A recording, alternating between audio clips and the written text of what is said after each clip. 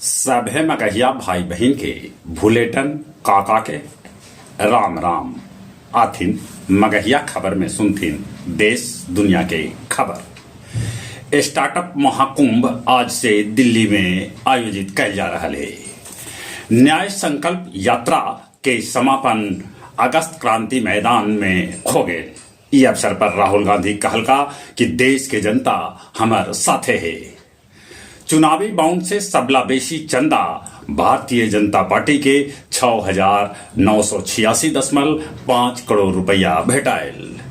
अरुणाचल प्रदेश और सिक्किम विधानसभा के वोट के गिनती 4 जून के बजाय 2 जून के करावल जाए। बीपीएससी पेपर लीक मामला पर पूर्व डिप्टी सीएम तेजस्वी यादव लगौलन इल्जाम। भाजपा के जहां जहां सरकार रहा है पेपर वहीं लीक हुआ है।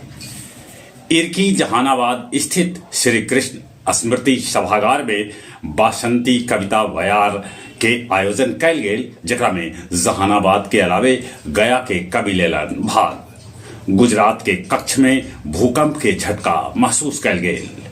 यूट्यूबर एल्विश यादव के सांप के जहर मामला में पुलिस कैलक गिरफ्तार।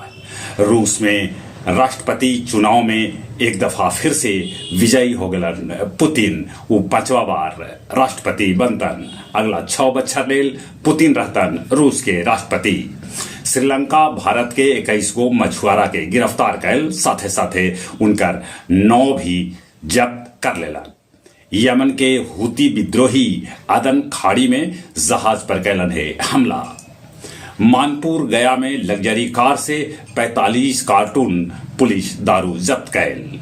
फल्गु महोत्सव पर संगीत महोत्सव के भव्य आयोजन कैल गेल। लोकसभा चुनाव के लेके गया के जिलाधिकारी और एसएसपी दिलन जरूरी निर्देश। अब कुछ खेल के समाचार।